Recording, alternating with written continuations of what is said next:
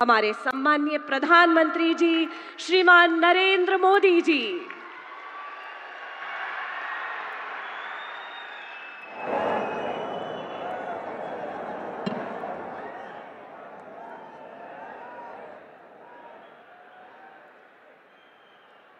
आजेर भव्य सभान संपूर्ण देशेती उपस्थित मार गोर भाई याडी भेण सेन जय सेवालाल जय सेवालाल।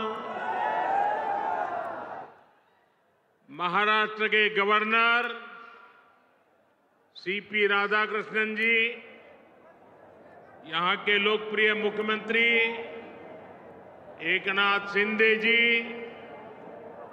केंद्रीय मंत्रिमंडल के मेरे साथी शिवराज सिंह चौहान, राजीव रंजन सिंह, महाराष्ट्र के डिप्टी सीएम देवेंद्र फडणवीस, अजित पवार, केंद्र और राज्य सरकार के अन्य मंत्रीगण, सांसद, विधायक और यहां दूर दूर से आए हुए बंजारा समाज के मेरे भाई बहन, देश भर के किसान भाई बहन और अन्य सभी महानुभाव और महाराष्ट्र के मेरे भाइयों और बहनों, मैं वाशिम की इस पावन धरती से पोहरा देवी माता को प्रणाम करता हूं।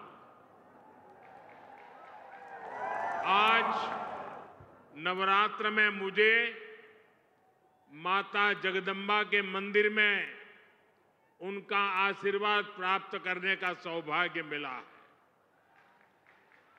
मैंने संत सेवालाल महाराज और संत रामराव महाराज जी की समाधि पर जाकर उनका आशीर्वाद भी लिया है। मैं इस मंच से इन दोनों अपने महान संतों को शीश झुका करके नमन करता हूं। आज महान योद्धा और गोंडवाना रानी दुर्गावती जी की जन्म जयंती भी है। पिछले वर्ष देश ने उनकी 500वीं जन्म जयंती मनाई थी। मैं रानी दुर्गावती को भी नमन करता हूं। साथियों, आज हरियाणा में मतदान भी हो रहा है। मैं हरियाणा के सभी देशभक्त लोगों से अपील करूंगा कि ज्यादा से ज्यादा संख्या में वोट करें। आपका वोट हरियाणा को विकास की नई ऊंचाई पर ले जाएगा। साथियों, नवरात्रि के इस पवित्र समय में मुझे अभी पीएम किसान सम्मान निधि की 18वीं किस्त जारी करने का अवसर मिला है। देश के 9.5 करोड़ किसानों के खातों में आज 20,000 करोड़ रुपए ट्रांसफर किए गए हैं। महाराष्ट्र की डबल इंजन की सरकार तो यहां के किसानों को डबल फायदा पहुंचा रही है। नमो शेतकारी महासम्मान योजना के तहत महाराष्ट्र के 90 लाख से ज्यादा किसानों को करीब 1900 करोड़ रुपए दिए गए हैं। आज कृषि, पशुपालन और किसान उत्पाद संघ एफपीओ से जुड़े सैकड़ों करोड़ रुपए के प्रोजेक्ट भी जनता को समर्पित किए गए हैं। पोहरा देवी के आशीर्वाद से मुझे अभी लाड़की बहन योजना की लाभार्थियों को मदद देने का भी सौभाग्य मिला है। ये योजना नारी शक्ति का सामर्थ्य बढ़ा रही है। मैं महाराष्ट्र के भाई बहनों को, देश के सभी किसान भाई बहनों को हार्दिक बधाई देता हूं। साथियों, आज यहां आने से पहले मुझे पोहरा देवी में बंजारा विरासत संग्रहालय के लोकार्पण का भी सौभाग्य मिला है। देश की महान बंजारा संस्कृति, इतनी बड़ी विरासत, इतनी प्राचीन परंपरा, ये म्यूजियम देश की नई पीढ़ियों को इनसे परिचित कराएगा। और मैं आप सबसे आग्रह करता हूं, ये जो मंच पर बैठे हैं उनको भी आग्रह करता हूं कि आज जाने से पहले ये बंजारा विरासत संग्रहालय देख करके ही जाना।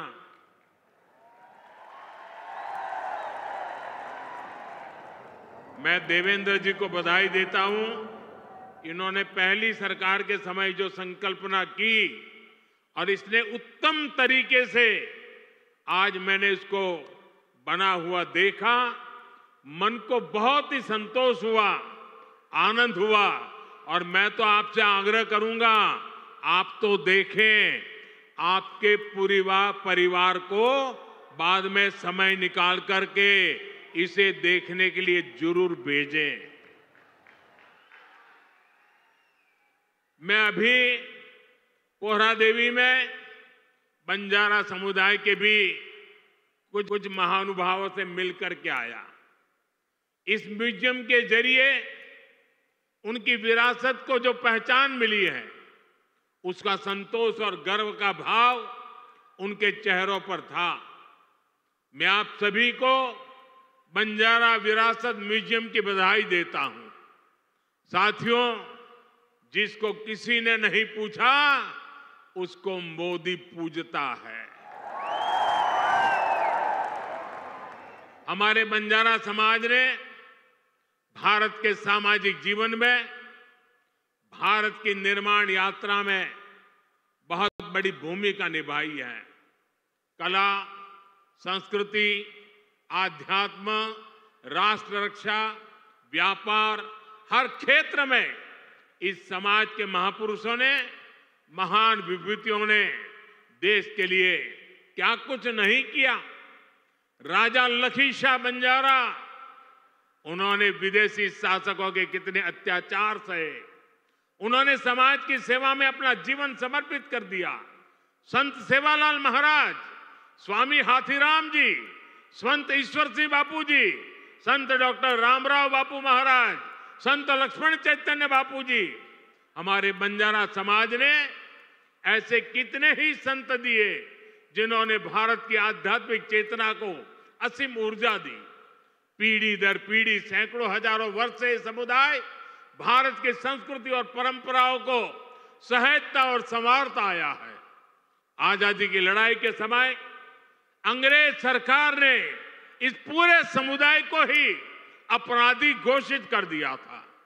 लेकिन भाइयों बहनों, आजादी के बाद ये देश की जिम्मेदारी थी कि बंजारा समाज की चिंता करे, उन्हें सही सम्मान दे। और उस समय कांग्रेस की सरकारों ने क्या किया? कांग्रेस की नीतियों ने इस समाज को मुख्य धारा से काट कर रखा। आजादी के बाद कांग्रेस पार्टी पर जिस परिवार ने कब्जा किया, उसकी सोच शुरू से ही विदेशी रही है।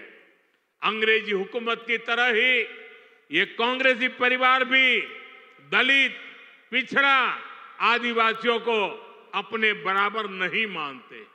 इन्हें लगता है भारत पर एक परिवार की ही हुकूमत रहनी चाहिए, क्योंकि अंग्रेज उन्हें ये हक देकर गए थे। इसलिए उन लोगों ने बंजारा समाज के प्रति हमेशा अपमानजनक रवैया बनाए रखा।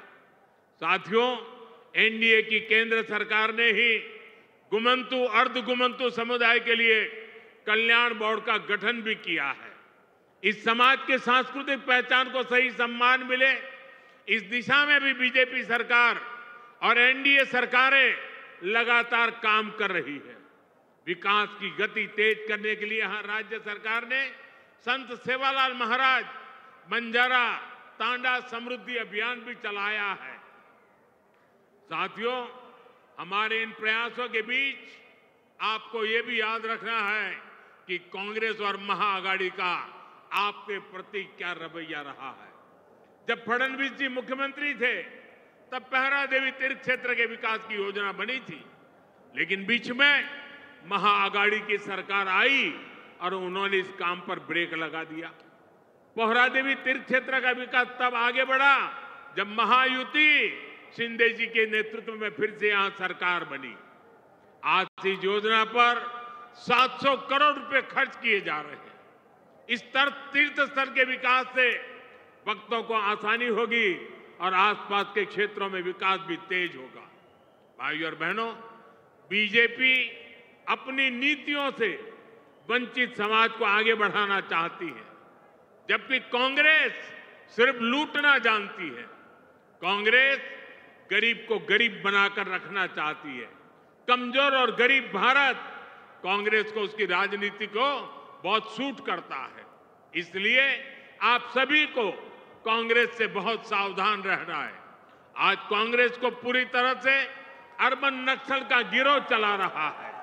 कांग्रेस को लगता है कि अगर सब एक हो गए तो देश को बांटने का उनका एजेंडा फेल हो जाएगा। इसलिए हमें आपस में लड़वाना चाहते हैं। पूरा देश देख रहा है कांग्रेस के खतरनाक एजेंडों को विकास सपोर्ट, किसका सपोर्ट मिल रहा है? जो लोग भारत को आगे बढ़ने से रोकना चाहते हैं वो इन दिनों कांग्रेस के सबसे करीबी दोस्त हैं। इसलिए समय एक होने का है। हमारी एकता ही देश को बचाएगी। भाइयों और बहनों, मैं महाराष्ट्र के लोगों को कांग्रेस की एक और करतूत बताना चाहता हूं। आपने खबरों में देखा होगा, अभी दिल्ली में हजारों करोड़ रुपए का ड्रग्स पकड़ा गया। और देखिए दुख की बात, इस ड्रग्स रैकेट का मुख्य सरगना कौन निकला? कांग्रेस का एक नेता उसका मुख्य सरगना निकला। कांग्रेस युवाओं को नशे की लत में धकेलकर उस पैसे से चुनाव लड़ना और जीतना चाहती है। हमें इस खतरे से सावधान रहना है और दूसरों को भी सावधान करना है। हमें साथ मिलकर ये लड़ाई जीतनी होगी। साथियों, आज हमारी सरकार का हर निर्णय, हर नीति विकसित भारत को समर्पित है और विकसित भारत का बहुत बड़ा आधार हमारे किसान हैं। किसानों को सशक्त बनाने की दिशा में आज कई बड़े कदम उठाए गए हैं।